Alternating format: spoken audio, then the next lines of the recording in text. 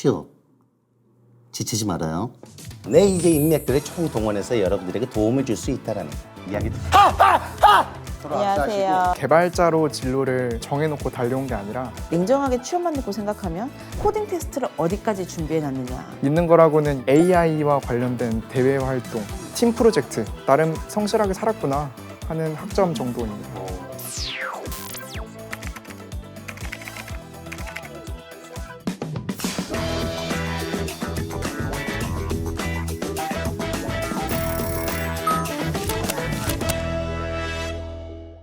그러면 이제 듣다 보니까 또 의문이 하나 생기는 게 저는 이제 걱정이 앞서는 게 똑똑하다고 생각하는 편이 아니라서 이제 제가 만약에 5년에서 7년 사이에 이 분야는 못 해먹겠다, 좀 옮겨야겠다 이런 결심이 든다면은 어느 분야를 좀 바라봐야 할까요?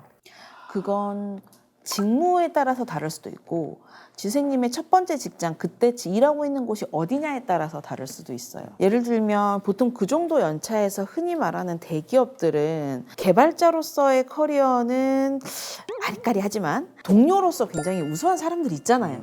같이 일하면 동기부여가 되고 이 친구랑 있죠. 일하면 너무 즐거운 사람들이 있잖아요. 그렇죠. 긍정적 영향. 맞아요. 예. 직무 역량과 사실은 무관합니다. 그 사람이 가지고 있는 경쟁력은. 대기업들은 그 정도 연차에서 그런 능력이 있는 사람들을 관리자로 빼요. 이건 개발자뿐만 아니라 제조업의 엔지니어들도 마찬가지예요. 기업이 그런 기회를 제공하지 않았을 때 개발자들이 갈 수 있는 길은 굉장히 무궁무진합니다. 첫 번째는 내가 탑티어 백엔드 개발자는 안 될 것 같지만 내가 가지고 있는 역량을 조금 더 흥미로운 방향으로, 인사이트 있는 방향으로 풀되 개발의 난이도를 조금 낮출 수 있는 방향도 있어요. 그럴 때 가장 많이 이제 진행을 하는 게 백엔드 개발자 백그라운드를 가지고 파이썬을 조금 더 장착시켜서 SQL 조금 강화한 다음에 데이터 엔지니어링이나 데이터 분석 쪽으로 넘어가시는 거죠. 데이터 분석 쪽으로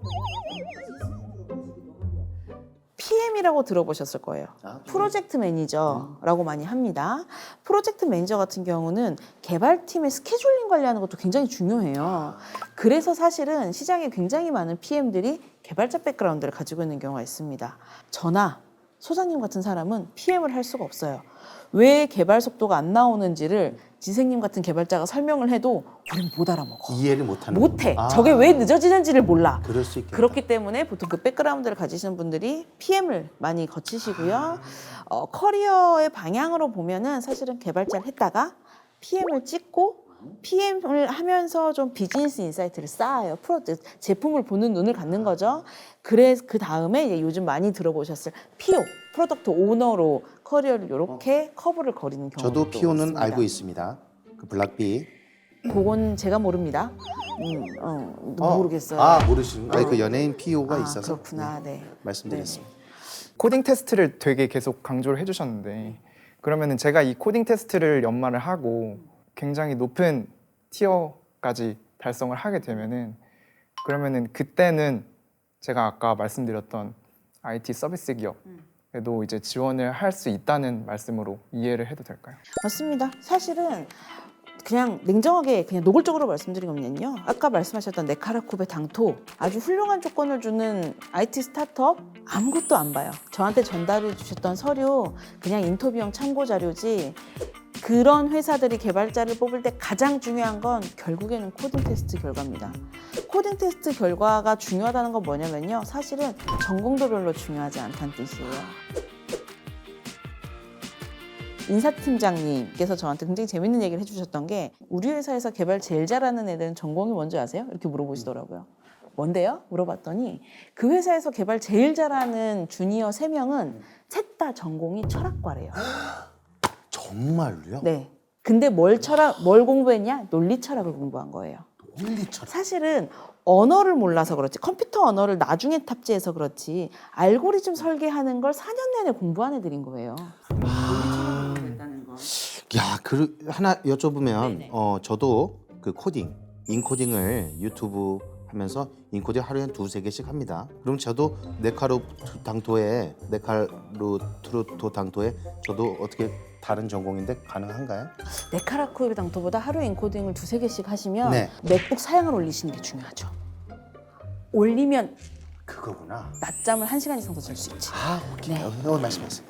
만약에 정말 그쪽 영역에서 생각을 하셨을 때 내가 진짜 최고 수준의 코딩 테스트 역량을 채운 다음에 근데 그럼에도 불구하고 내가 뭔가 하나가 더 유리하고 싶으면 영어를 공부하시면 좋습니다.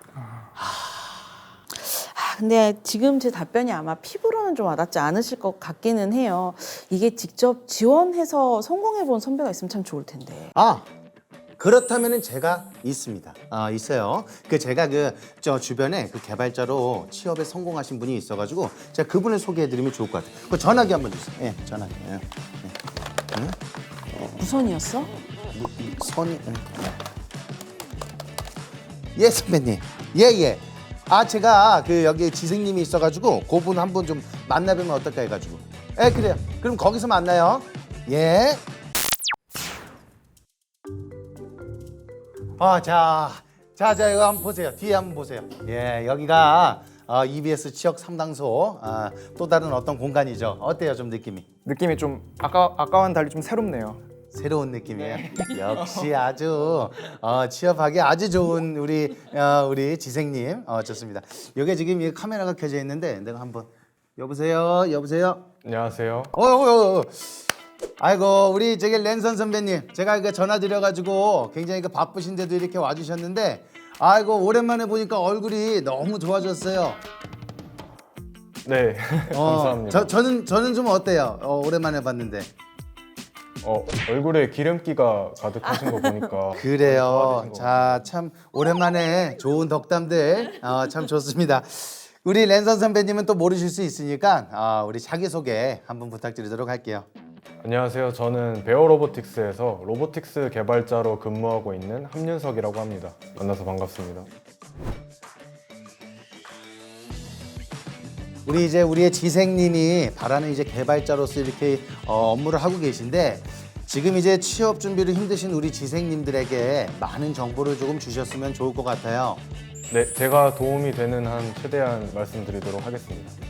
우리 선배님이 계시는 회사는요, 무려 본사가 미국 캘리포니아 레드우드 시티에 있고요. 세계 최초로 자율주행 서빙 로봇을 만들고 있는 회사입니다. 그래서 사실은 많은 개발자들이 꿈의 직장이다 이렇게 꼽는 곳 중에 하나입니다. 선배님, 첫 번째로 간단한 질문 하나 드리려고 하는데요. 혹시 지금 업무를 하시는 과정에서의 만족도라든지 워라밸이라든지 이런 걸 좀 먼저 여쭤봐도 될까요? 네, 저희 회사는 워라밸이 좋은 편이라고 저는 생각을 해요. 그렇게 생각하는 이유는 첫 번째로 개발자들이 재택근무를 할 수가 있어요. 그리고 만약에 출퇴근 시간을 조정을 하고 싶으면은 자유롭게 출퇴근 시간도 조정을 할 수 있기 때문에 저는 만족도도 좋고 워라밸도 좋은 직장이라고 생각을 하고 있습니다. 재택근무를 말씀을 하셨는데 팀 프로젝트를 따로 자격증을 외국계 기업에서 또 궁금한 게 하나 생겼는데 우리 지생님이 아주 그냥 만나자마자 궁금한 게 많아가지고 질문을 엄청 많이 했어, 그렇죠? EBS 취업 상담소 첫 번째 지생이에요. 우리 백엔드계의 엄기준 씨 지금 질문 이렇게 잘 해줬는데 좋은 질문들을 아주 많이 해줬어요. 그리고 혹시 좀 맥락이 없을 수 있는데 이 회사 생활을 하는 과정에서 개발을 하는 과정에서 막힘이 있거나 하는 경우에서 오는 스트레스가 또 있을 거라고 생각을 하는데 예를 들어서 사수가 사수한테 질문을 했는데 사수도 답변을 못 하거나 검색을 했는데 검색해도 그 해결 방안이 나오지 않거나 이런 경우에는 스트레스를 푸는 방법이라든지 이런 문제를 해결하는 자신만의 팁 같은 게 있는지 좀 여쭤보고 싶습니다. 네, 일단은 해당 말씀하신 문제를 해결하는 방법은 사수가 만약에 답변을 못하면은 저는 개발자들이 전체 있는 채널에서 도와달라고 얘기를 합니다. 나 현재 이런 문제에 부딪혔고 이거 내가 해결할 수 없는 문제야. 좀 도와줄 수 있어? 이렇게 전체적으로 물어보고요. 그리고 스트레스 같은 경우는 저는 운동하는 걸 좋아해가지고 땀을 흘려서 스트레스를 해소하는 편입니다. 자, 우리 지생님께서 포트폴리오에 대한 걱정이 굉장히 많습니다. 우리 랜선 선배님은 저 포트폴리오를 어떻게 준비하셨어요? 사실 포트폴리오라는 게 혼자 준비하기는 상당히 어렵다고 생각을 했어요. 그래서 먼저 제가 관심 있는 분야에 대해서 동아리를 찾고 그 동아리를 가입을 한 후에 그 동아리에서 준비하는 대외 활동을 적극적으로 참여를 해서 포트폴리오를 준비했습니다. 이 포트폴리오만큼 또 중요한 게 저 자기소개서잖아요. 그 자기소개서 주로 좀 어떤 것들을 좀 작성하셨는지 말씀해 주시죠. 네, 자기소개서를 작성을 할 때 중요한 부분은 면접관들은 아무래도 중요하게 생각을 하는 게 이 사람이 어떤 포트폴리오를 했고 그 포트폴리오를 하면서 어떤 어려움을 만났는지를 궁금해하기 때문에 저는 그 어려움을 제가 어떻게 풀었는지에 대해서 주로 작성을 했습니다. 이게 사실 굉장히 중요한 포인트인데요. 지금 선배님 말씀하신 것 중에 정말 중요한 부분이 어려웠던 부분을 어떻게 해결했는지를 중점으로 썼다라는 부분이에요. 무엇을은 이미 앞에 다 있어요. 이걸 어떻게 했느냐가 자소서의 핵심이기 때문에 내가 어떤 개발자냐, 어떻게 일을 하고 위기를 어떻게 뛰어넘는 개발자냐를 보여준다라는 생각으로 자소서를 쓰시는 게 중요합니다. 오, 어떻게 어떻게. 저거 따라 네, 적었어. 어떻게. 내 말은 잘 안 적는다. 아니 잘 적고 있어요. 지금 머릿속에 다 적고 있고.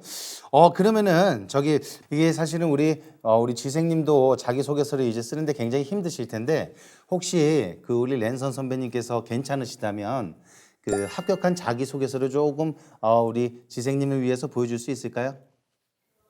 네, 보여드리도록 하겠습니다.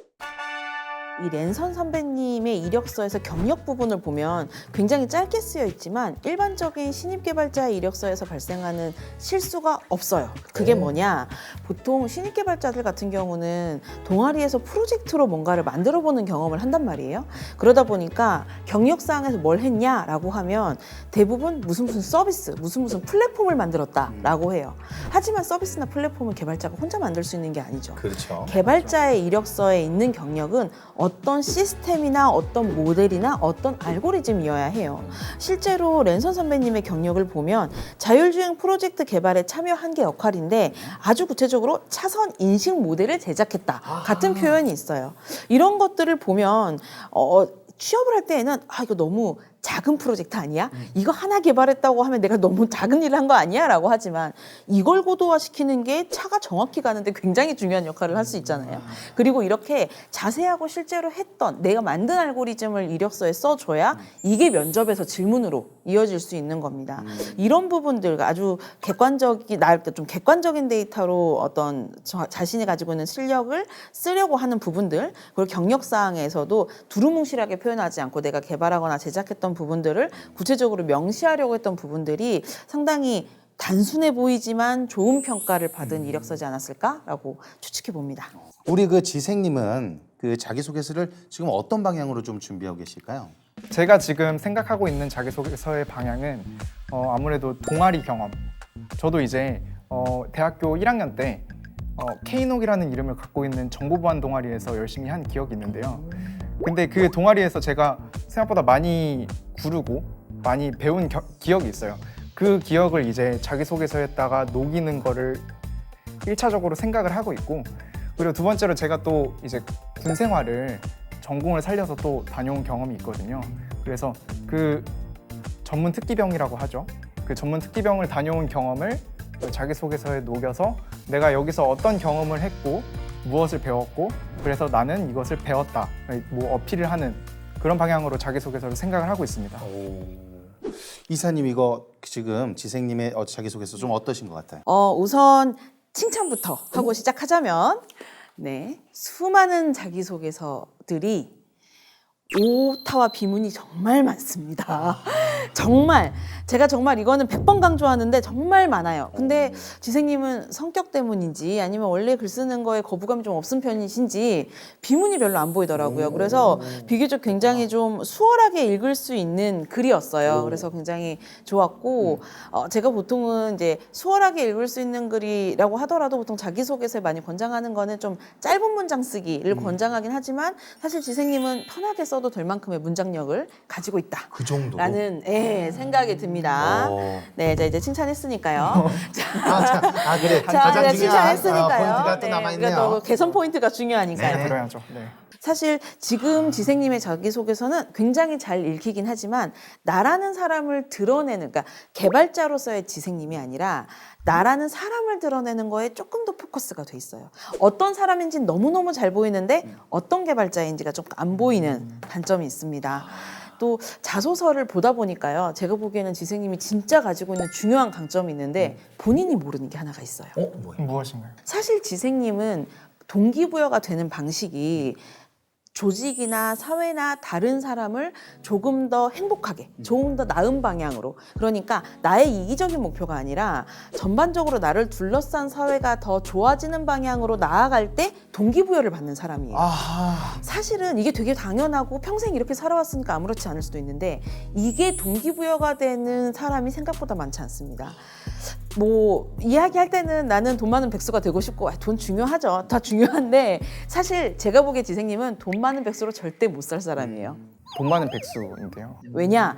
돈 많은 백수가 되면 내가 다른 사람을 도와주는 사람이 될 수 없거든요.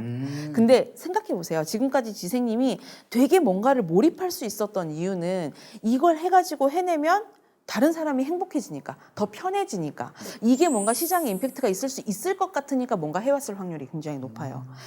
쓸 때는 내가 그런 사람인지 모르니까 드러내지 못하는데 자기소개서에 내가 그것으로 동기부여가 받는 사람이라는 건 굉장한 경쟁력입니다. 특히 주니어 레벨을 채용할 때 동기부여 자체가 어떤 공동체주의와 다른 사람의 행복에 있을 수 있는 사람이라는 건 상당히 매력적인 요소일 수 있어요. 그래서 이런 부분들, 아직 나에 대해서 잘 모르는 부분들을 자소서에서 잘 살리면 좋겠다라는 느낌이 드는 자기소개서였습니다.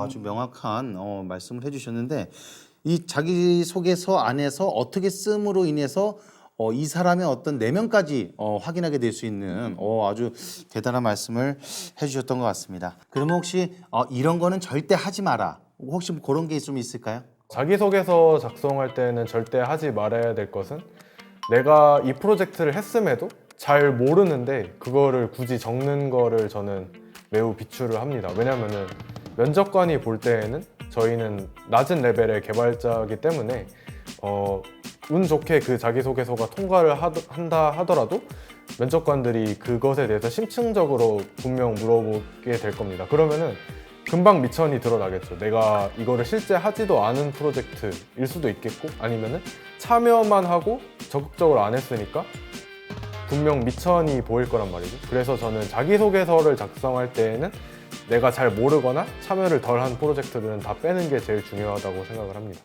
이게 되게 중요한 포인트인 것 같아요. 왜냐하면 자기소개서를 쓰다 보면 나도 모르게 과장을 하게 돼요. 왜냐하면 아까 이야기한 것처럼 날 자랑하고 싶으니까. 그래서 자기소개서 쓸 때 의식적으로 그런 과장하는 단어들을 사용하지 않으려고 노력하면 좋습니다. 매우, 너무, 굉장히 이런 표현들을 안 쓰는 게 좋고요. 거짓말은 안 된다. 거짓말은 안 돼요. 틀린 말, 거짓말은 안 되고 과장은 안 됩니다. 쓸 거면 사실 그대로 쓰는 건 맞아요. 근데 왜 자기소개서는 솔직하지 않아도 된다라고 하냐? 은폐는 해도 돼요. 굳이 내 단점, 내가 뭔가 있고 싶은 기업, 내 흑역사 그것까지 솔직하게 쓰라는 거는 아니에요. 너무 다 말할 필요는 없다. 자기소개서를 잘 써는 법은요. 재판에 승리하는 변호사의 전략과 동일합니다. 과장을 하면 안 되고 틀린 말을 하면 안 되고 거짓말은 하면 안 돼요. 하지만 은폐는 괜찮아요. 굳이 말해주고 싶지 않은 걸 말하면서 자기소개서를 쓸 필요는 없습니다. 와, 이거 정말로 좋은 얘기였던 것 같아요. 바로 이해가 되네요. 그렇죠. 사실 지금 이제 저희가 지금까지 얘기한 것만 딱 토대로 자기소개서 만들라 그러면 진짜 뚝딱 잘 만들어낼 수 있을 것 같다는 생각까지 드는데 우리 지생님, 우리 실제 이제 취업하신 선배님하고 이렇게 말씀 나눠보고 조언 들었는데 좀 어떠셨어요?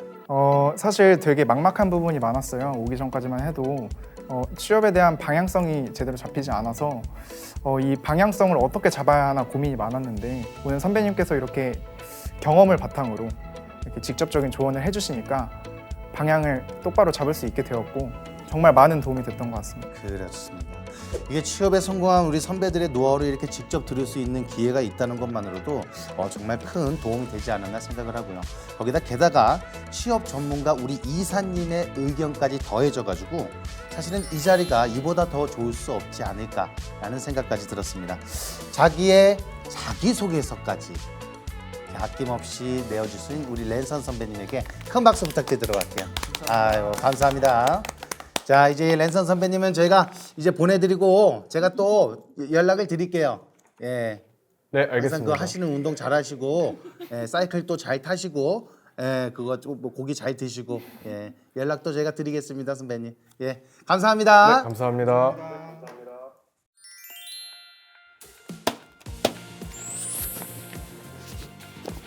선생님 있습니다. 예, 쉬고요. 자, 우리 이사님께서 지생님에게 드릴 선물을 가지고 계십니다. 네, 오늘 지생님의 약점으로 파악된 자소서 보완할 수 있는 팁이 담긴 봉투입니다. 지생님 한번 보세요. 감사합니다.